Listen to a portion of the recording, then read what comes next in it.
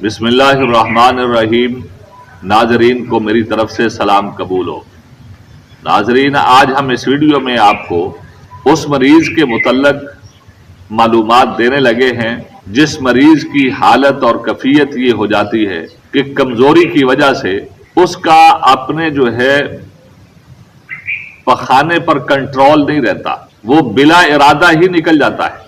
वो इंसान ना तो दोस्तों यारों में बैठने का रहता है, अगर अपने ही घर में रहता है तो तब भी इंसान शर्मिंदगी महसूस करता है जब इंसान के कपड़े खराब हो जाते हैं। तो नाजरीन, जब इंसान की ये हालत हो कि इंसान का जो है अपने पखाने पर कंट्रोल ना रहे, तो उस वक्त आप तशखीस करेंगे पेशाब के जरिए या नब्ज के जरिए, तो आपको मालूम होगा कि ये बलगमी मिजाज का आदमी है। असाबी तहरीक जो है वो बढ़ गई है, जिसको हम रतूबती तहरीक भी कह सकते हैं, दिमागी तहरीक भी कह सकते हैं कि ये बढ़ गई है, जिसकी वजह से इंसान का नीचे वाला जो धड़ होता है ये कमजोर हो जाता है। ऐसा इंसान जो है जब चलता है तो वो भी लड़खड़ा कर चलता है, चलने के अंदर भी उसको दुश्वारी होती है। तो जब ऐसी कैफियत हो तो उस वक्त जो है इंसान के साथ ये कैफियत भी बन जाती है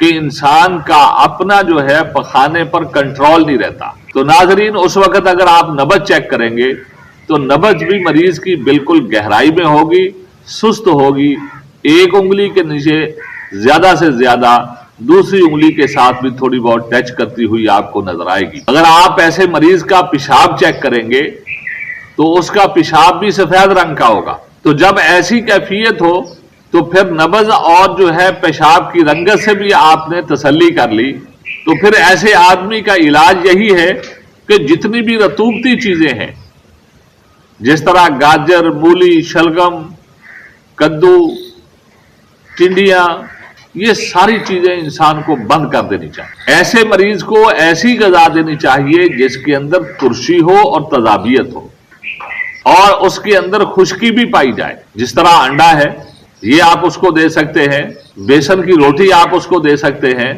खाने के लिए अगर सालन है तो चने की दाल या इसी तरह जो है आप सफेद चने भी दे सकते हैं। और अगर जो है कलेजी मिल जाए तो ऐसे मरीज को कलेजी भून कर देना वो भी बड़ी जबरदस्त होती है। और इसी तरह जो है भुना हुआ गोश्त या इसी तरह मछली भून कर देना, ये भी ऐसे मरीज को बड़ी फायदेमंद होती है। और इसी तरह जिन चीजों के अंदर खट्टापन पाया जाए, जिस तरह लीमू होता है, इसका इस्तेमाल भी ठीक है, इसी तरह लीमू का अचार भी ठीक है। तो हर वो चीज जिसके अंदर तुर्शी और तेजाबियत पाई जाती है, ऐसे आदमी के लिए वो सोना है।